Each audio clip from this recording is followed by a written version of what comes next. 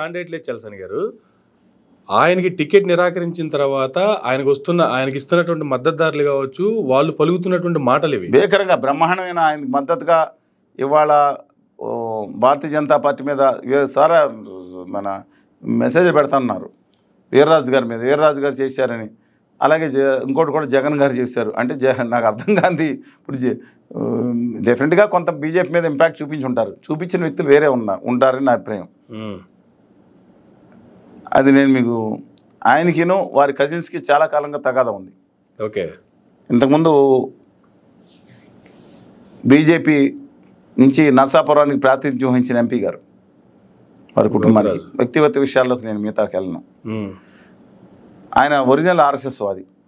తొగడి గారిని పిలిచి 1,00,000 ఒత్తుల కార్యక్రమం చేయించి చాలా బీజేపీలో ఎప్పటి నుంచి ఉన్న వ్యక్తి.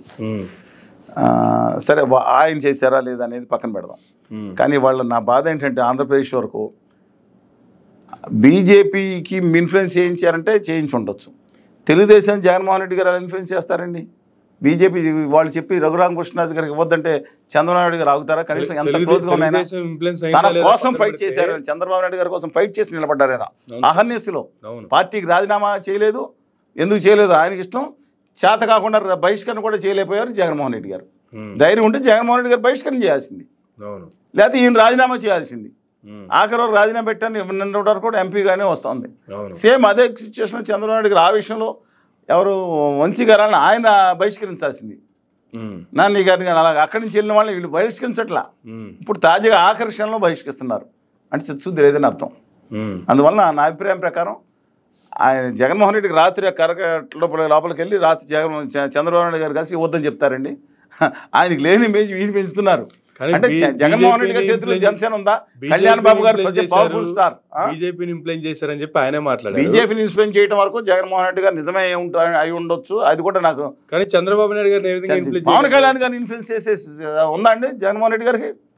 అగ్గిలా మండిపడుతున్న పవన్ కళ్యాణ్ గారిని కూడా మేనేజ్ చేస్తారా? పవన్ కళ్యాణ్ గారికి 2 లక్షల ఓట్లు వచ్చిన పార్టీ నాగబాబు గారికి నరసాపురంలో ఆ సీట్ తీసుకోవచ్చు కదా, తీసుకుని ఇవ్వచ్చు కదండి. They are very close. ఫ్యామిలీగతంగా కూడా చాలా క్లోజ్గా ఉన్నారు. మరి ఎందుకు తీసుకోలేదు? అలాగే ఏలూరు సీటు ఎక్కడి నుంచో తీసుకొచ్చి కడప నుంచి 2 సీట్లు ఇచ్చారు. తప్పులేదు. నా తెలుగుజాతి ఇవాళ తెలంగాణ కాదు ఢిల్లీలో పోటీ చేసిన ఆహ్వానిస్తాను. సీఎం రమేష్ గారు ఆయనకి అనకాపల్లి ఇచ్చారు. పుట్ట సుధాకర్ యాదవ్ గారు ఇద్దరు కడప పక్కన వాళ్ళు. ఆయన తీసుకొచ్చి మా వెస్ట్ గోదావరిలో ఏలూరు సీట్ ఇచ్చారు వాళ్ళ అబ్బాయికి. తప్పు అని అంటలే నేను. కానీ వాళ్ళు అడుగుతున్నానండి, ఈయనకి ఎక్కడన్నా మిగతా చోట్ల సీట్ ఇవ్వచ్చు కదా, ఇస్తారనుకుంటున్నాం. బహుశా చంద్రబాబు నాయుడు గారు విజయనగరం సీటు కానీ లేతే వెస్ట్ గోదావరిలో ఉండి కానీ కలవపూడి శివ గారని ఆయన ఉండేవారు. ఆయన కజిన్కి ఇచ్చారు రామరాజు గారు. ఈయన కలవపూడి శివ గారు చాలా మంచి మనిషి అండి. వాళ్ళ కజిన్ కూడా మంచి మనిషి. ఇద్దరికి పట్టలేదు సీట్ ఇమ్మంటే ఏదైనా కానీ. ఆ సీటు ఉండి ఇస్తామని, లేదా ముమ్మడివరం దాంట్లో బుచ్చిరాజు గారు ఉన్నారు. ఆయన లాస్ట్ టైం నెగ్గారు. అక్కడ నెగ్గే అవకాశం కూడా జనసేన కలిస్తే అక్కడ కానీ ఇంకో ఎమ్మెల్యే సీటు కానీ లేదా విజయనగరం పార్లమెంట్ సీటు కానీ ఇచ్చే ఆలోచన ఉన్నాయని. కానీ వారి అభిమానులు మాత్రం ఈయన్ని మళ్ళీ ఖచ్చితంగా ఎమ్మెల్యే కింద వెళ్ళి హోంమంత్రి తీసుకుని రివెంజ్ తీసుకోవాలి జగన్మోహన్ రెడ్డి గారిని అభిమానులు అయితే ఖచ్చితంగా తగతాలు ఆడిపోతున్నారు. ఇది కొంచెం హాస్యాస్పదంగా హాస్యాస్పదం కాదు.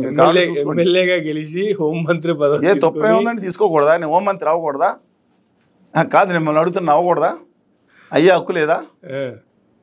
అది కానీ సుజనా చౌదరి గారు కేంద్ర శాస్త్ర సాంకేతికంగా సహాయ మంత్రిగా పనిచేసి మళ్ళీ అక్కడ రాజ్యసభలో పనిచేసి 2వ నామినేషన్ తెచ్చుకుని మళ్ళీ ఇవాళ విజయవాడ వెస్ట్కి పడిపోయారంటే తప్పే ఉందండి. ఎమ్మెల్యే అయితే తప్పే ఉంది. ఎమ్మెల్యే హోంమంత్రి అయితే మళ్ళీ మీరు రివెంజ్ చూస్తారు. ఆయనలో కనుమూరు గారి రివెంజ్ మీరు చూడబోతున్నారు అనుకుంటున్నాను. హోంమంత్రి అయితే కదా, హోంమంత్రి అయితే డెఫినెట్గా మన సీటు ఉండిలో అయితే నెగ్గుతారు. ఆ పార్టీ నెగ్గుతుంది. నేను చెప్పిన సత్యమేనండి. ఉండిలో ఎమ్మెల్యే సీట్ ఇస్తే ఆ పార్టీ తరఫున రఘురామరాజు గారు ఎమ్మెల్యేగా గెలుస్తారు. ఓకే, ఎమ్మెల్యేగా గెలిచినంత మాత్రాన హోమ్ మినిస్టర్ అయితే రాదు కదా. ఏమో చంద్రబాబు నాయుడు గారు ఇవ్వచ్చు కదా. పవన్ కళ్యాణ్ గారు కూడా కావాల్సిన అందరికి కావాల్సిన. ఒక పక్కన భారతీయ జనతా పార్టీతో జత కట్టినటువంటి కూటమి ఓడిపోవాలని మీరే చెప్తున్నారు. ఇవ్వచ్చు కదా అంటున్నాను. నేను ఎవరు గెలుస్తారు? నేను కూటమి భారతీయ జనతా పార్టీతో ప్రత్యక్ష పొత్తు భారతీయ జనతా పార్టీని అయితే అక్కడ ఉన్న 6 స్థానాల్లో ఖచ్చితంగా ఓడించడానికి ప్రయత్నిస్తాం. అసెంబ్లీ స్థానాలు కూడా ఓడించడానికి ప్రయత్నిస్తాం. ఎంత ధైర్యం ఉంటే వాళ్ళు వచ్చి మన ఆంధ్రప్రదేశ్కి తెలంగాణకి నమ్మక ద్రోహం చేసి ఇక్కడ భయంకరంగా నిలబడతారండి వీళ్ళు. ఇవాళ మళ్ళీ మాట్లాడుతున్నారా? వాళ్ళేమో ఇవాళ ఒక కూటమితో ఫస్ట్ మేము వాళ్ళని ఓడిస్తాం, తర్వాత ప్రజలకు పిలిపిస్తాం, రాష్ట్రం అంతా మేము తిరగడానికి శక్తి ఉన్నాం, అన్నీ ఉండాలి కదండి. కూటమి తర్వాత పరోక్ష పొత్తులో ఉన్న వైఎస్ఆర్ కాంగ్రెస్ పార్టీని కూడా ఎందుకు గెలిపించాలండి? రీసెంట్గా చిలకలూరిపేటలో జరిగినటువంటి సభలో కూడా కూటమి పొత్తు తర్వాత ఫస్ట్ సభ అదే ఆఖరి సభ కానుందా? ఇంకా అదే వన్ అండ్ ఓన్లీ సభ? లేదు ఆ రోజు ఎందుకని ఇప్పుడు చాలా సమాజంలో పాత ముతక సామెత ఉంటుంది, రాజుగారి చిన్న భార్య చాలా మంచిది, చిన్న భార్యలు మంచి అలాగే చిన్న భార్యలు దుర్మార్గులు అంటే పెద్ద భార్య మంచిది. ఆయన అలా ఆయన మొహంలో మోడీ గారి మొహంలో అసలు చిలకలూరిపేట సభ ఏంటంటే 170 స్థానాలు అత్యల్పం మేము పిలిపించాం. ఎవరైతే తక్కువ ఓట్లు వస్తే ఆ కాన్స్టిట్యున్సీ బెస్ట్ కాన్స్టిట్యున్సీ కింద ప్రకటిస్తూ ఉన్నాం. చిలకలూరిపేటలో మొత్తం భారతీయ జనతా పార్టీ 2000 చాలా 100-200 ఓట్లు వచ్చినట్టు 300 సబ్జెక్టు కరెక్షన్. ఈ లోయెస్ట్ ఓట్లు వచ్చింది ఆ ఊళ్ళోనే, అక్కడే సభ పెట్టారు. అలా ఆయన మొహంలో కళ ఉందా? అది చంద్రబాబు నాయుడు గారు అసలు నాకు తెలిసిన సమాచారం ప్రకారం చంద్రబాబు నాయుడు గారు మొహం చుట్టానికి కానీ సుతరము ఇష్టపట్టలేదు మోడీ గారు. కానీ రేపొద్దున 370 సీట్లు దేవుడు 270 కూడా రాని పరిస్థితిలో ఉంది. పీక్ చాలా మంది తెలియదండి, తెలియకుండా ఆ మాయలో పడిపోయారు. మన తర్వాత మాట్లాడదాం సబ్జెక్టు, అది అక్కడ నెగ్గే పరిస్థితి లేదా, అది సబ్జెక్ట్ వివరంగా మాట్లాడుకుందాం. అలా బీజేపీ నెగ్గుతుందా లేదని. ఆయన ఇక్కడికి వచ్చి ఏం మాట్లాడారు? ఆయన మోహన్ బలవంతపు అంటారు కదా, బలవంత పొత్తు ఇవాళ ఏర్పరిచారు. కడుపులో కత్తులు వేసుకుని ఆయన వచ్చారు. కడుపులో కత్తులు వేసుకుని పెట్టుకోవాల్సిన అవసరం అటు బీజేపీకి వచ్చిందా, ఇటు టీడీపీకి వచ్చిందా, వీళ్ళిద్దరిని కలపాల్సిన అవసరం పవన్ కళ్యాణ్ గారికి వచ్చిందా? ఇప్పుడు ఏమవుతుందంటే చాలా మంది వైఎస్ఆర్ కాంగ్రెస్ పార్టీ కార్యకర్తలు ఏం బయలుదేరుతున్నారంటే చాలా మంది ఇంకేం అక్కర్లేదు, పవన్ కళ్యాణ్ గారు వీళ్ళు రాకుండా ఉంటే చాలు, రాష్ట్రానికి ఏం అక్కర్లేదు. ఇదేంటి దౌర్భాగ్యం అండి, నాకు అర్థం కాదు. వీళ్ళకి ఇంకేం మాట్లాడరంట, కేవలం వాళ్ళిద్దరిని పక్కన పడేయాలి, వాళ్ళు రాకూడదు, ఇంక జీవితం ఇంకేమో వాళ్ళు వస్తే నాశనం అయిపోద్ది, వాళ్ళు రాకూడదు, ఆ రాష్ట్రం రాకూడదు, ఇదేం పని అండి, నాకు అర్థం కాదు అని వాళ్ళు బయలుదేరి జగన్మోహన్ రెడ్డి గారు ఇంకోసారి వస్తే రాష్ట్రం నాశనం అయిపోద్ది.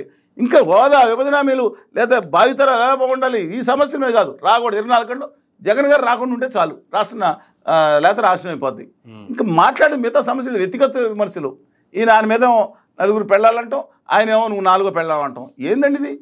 ఎంటర్టైన్మెంట్ పీస్ వాళ్ళు రాష్ట్రానికి సమస్యలు, ప్రజా సమస్యల మీద చర్చలు జరుగుతున్నాయి. అసలు ఆయన రాకూడదు, వస్తే రాష్ట్ర నాశనం, ఇంకేం సమస్యలు ఇంకేం లేదు. ఇంకా ఇదేనా ఇష్యూ? ఇది భావోద్వేగాలు రెచ్చగొడుతున్నారు.